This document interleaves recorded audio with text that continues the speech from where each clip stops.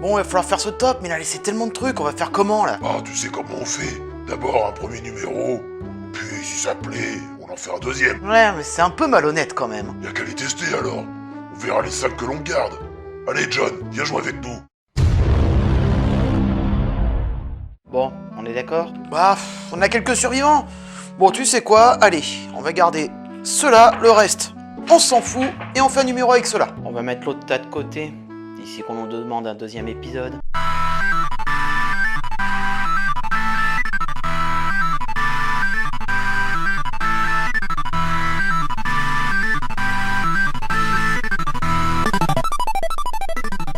Bonjour à tous amis rôlistes, aujourd'hui c'est un numéro un petit peu spécial parce qu'on va vous parler de séries, d'animés et de films qui ont eu droit à une adaptation en jeu de rôle. Non mais attention, pas de JDR genre un système random qui tient quelques pages bâclées. Ah non.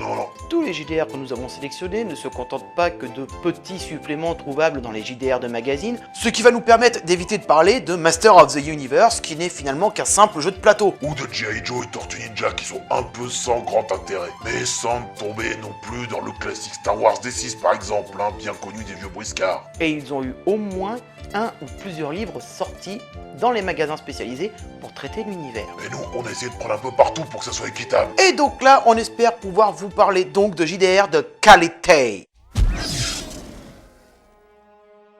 Et on va commencer très fort avec de la science-fiction et une série qui a su marquer sa génération.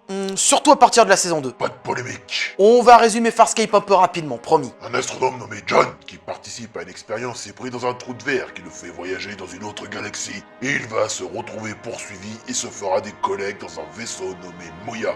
Une créature stellaire qu'on nomme aussi les Léviathans. Et pour un univers et une série comme Farscape, il fallait absolument que le JDR soit très complet. Et ce fut le cas en septembre 2002, où un sourcebook sorti chez AEG que beaucoup connaissent pour l'univers de L5R en D20 System, et aussi 7C. Et finalement, ce JDR fait 322 pages, et sur ces 322 pages, on a un résumé complet de tous les lieux qui ont été visités, de toutes les races extraterrestres, de tout ce qui a été vu de près ou de loin dans la série. Ce qui en fait de loin le meilleur livre pour s'intéresser à la série, mieux que les Companion Guide, le plaisir du jeu en plus. Puis accessoirement, ça reviendra moins cher que tous les suppléments officiels du film qui prendront énormément de place dans votre bibliothèque. Sauf si vous êtes un fan hardcore, bien entendu. Attention, il y a un bémol. Ce JDR est disponible qu'en anglais. Adepte de la langue de Molière, attention, ceci pourrait échapper à une partie de votre compréhension. Une bonne maîtrise de la langue de Shakespeare est recommandée.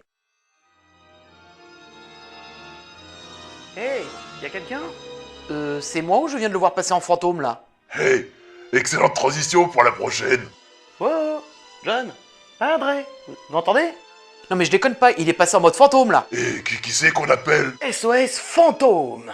SOS Fantôme a failli passer à la trappe, mais c'est finalement El Padre qui le rattrapa in extremis. T'es pas possible. Le jeu surfa allègrement sur la mode du film, que ce soit avec le dessin animé ou les produits dérivés. Et ce qui retient l'attention pour ce jeu en dehors du casting, des deux films, des divers dessins animés, d'ailleurs je conseillerais Extreme Ghostbusters qui est un excellent dessin animé selon moi, c'est le jeu en lui-même. Mais c'est entre les deux films que sortit le JDR Ghostbusters. Le jeu sorti en 1986, c'est-à-dire 2 ans après le premier film et 3 ans après le second film. D'ailleurs, Ghostbusters 2 est la seule suite où Bill Murray accepta de tourner. Mais revenons à nos fantômes. Le jeu est sorti chez West End Game dans un format en carton, comme on a l'habitude de les voir aux États-Unis à cette période. Merci DND. Le jeu se veut simple et humoristique tout en sauvant le monde des démons de toute origine, qu'ils soient assyriens, babyloniens ou mésopotamiens. Laisse-toi le maître des clés. Eh oui, mais oui. Le jeu reprend la base du premier film et se permet quelques libertés. Comme le supplément Hotter Than the Gods, où nos héros seront confrontés à des aliens. Ouais, mais je crois qu'ils savaient plus trop quoi inventer pour ce supplément. Bon, à la rigueur,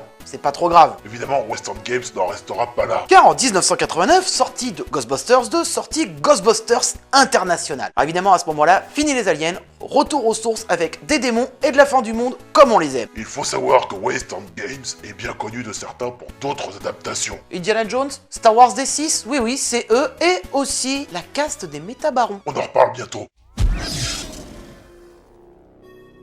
Il a fait chaud cet été quand même.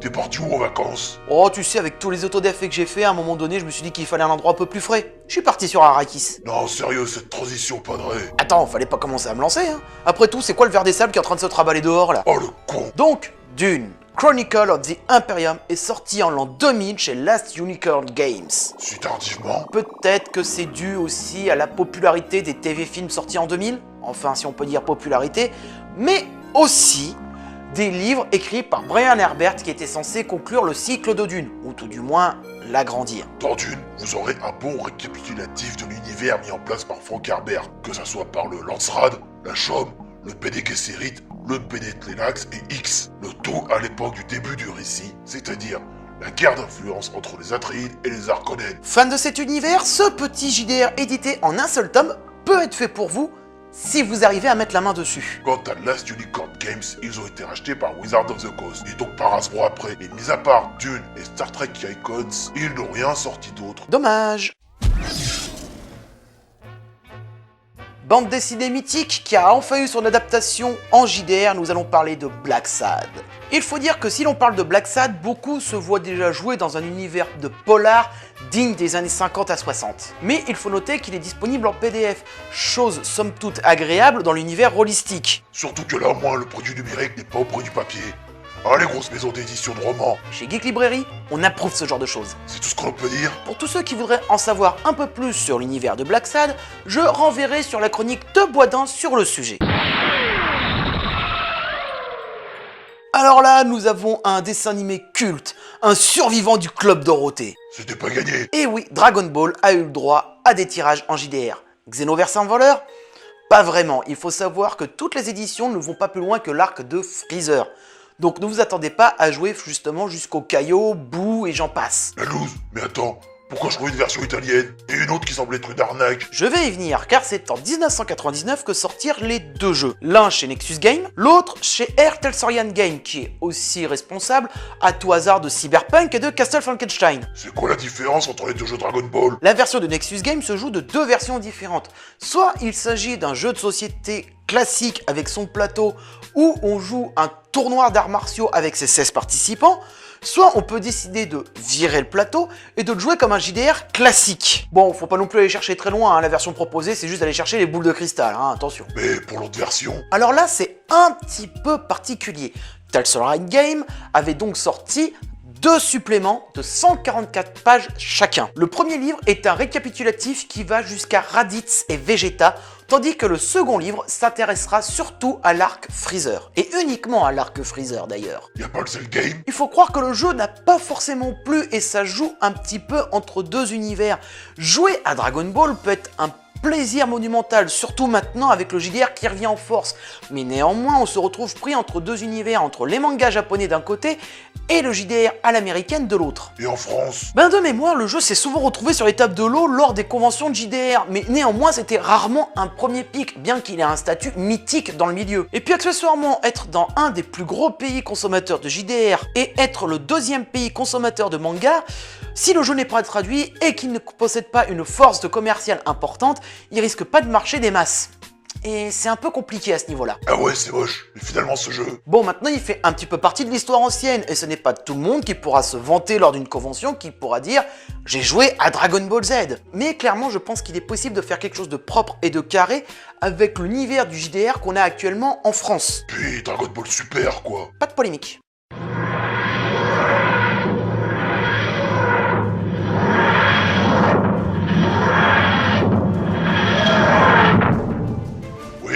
Doctor Who, vous ne rêvez pas. Vous avez bien entendu, vous ne rêvez pas. Bah attends, rien qu'à la vignette aussi, ça spoil Tenant. Ça fait cliquer, non? En fait, si on parle de Doctor Who, c'est pour un cas un petit peu particulier, parce qu'il est édité par Cubicle 7, ou Cubicle 7 si vous préférez. Elle a quoi cette boîte? Disons qu'ils ont une liste de JDR édités en Angleterre qui ferait pas lire beaucoup de boîtes françaises. Pathfinder, l'appel de Cthulhu, sérieux, Jean aussi? Mais attends Cthulhu, c'est Chaosium, pas Cubicle 7 normalement. Oh, tu sais, les droits d'exploitation, j'ai pas trop forcé dessus, puis bon, j'ai pas trop de Doliprane, hein, ça change d'un pays à un autre. Mais revenons à Doctor Who. Ils ont fait un JDR Doctor Who. J'en reviens pas, mais pourquoi? Bon, il faut dire aussi qu'avec le retour en grâce de la série en 2006 et aussi David Tennant, Matt Smith entre autres, les vrais savent, les Whovians ont eu le vent en poupe sur les internets.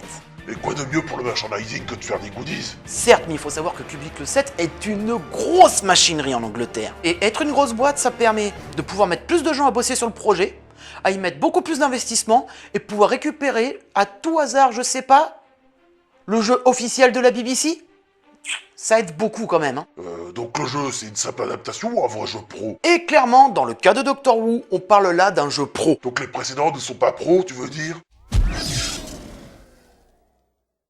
Autre temps, autre budget, que ce soit Dragon Ball Z ou Ghostbusters dans les exemples que j'ai pris précédemment, l'investissement et l'implication qu'il y a eu dedans n'étaient pas les mêmes. Où est-ce que tu veux en venir? Tout simplement qu'avec le temps, les gens sont devenus de plus en plus difficiles et les boîtes de production se sont adaptées, essayant de proposer des produits finis de meilleure qualité pouvant répondre aux exigences du public. Et pour ça, je vais prendre l'exemple de Black Sad qui a réussi sa campagne de financement pour pouvoir sortir le jeu en France. Ok, j'ai compris. Il est clair que nous assistons à un grand chambardement dans l'univers rôliste. On ne peut pas comparer deux jeux qui ont 30 ans d'écart, que ça soit Ghostbusters ou à l'heure actuelle Doctor Who. Donc je vous laisse imaginer si on reprenait à tout hasard Ghostbusters et qu'on y mettait l'implication à l'heure actuelle. Le jeu serait complètement différent et pourrait bien mieux marcher peut-être, allez savoir. Et dans l'absolu, avec toute la hype qu'on pourrait générer, on pourrait très bien avoir une de nouvelle licence de JDR. Et voilà, c'est la fin de ce numéro de Geek Librairie. Bon, enfin bref, vous avez vu qu'il y a des petits changements, n'hésitez pas à laisser dans les commentaires ce que vous en pensez. N'hésitez pas à me dire aussi si vous connaissez d'autres JDR adaptés dont je n'ai pas parlé et si vous voulez que j'en fasse un prochain numéro. Moi, d'ici là, je vais retourner bosser. N'hésitez pas à rejoindre les tipeurs dont le nom s'affiche à l'écran. Ayez toujours un livre à portée de main et rendez-vous au prochain numéro, amis lecteurs.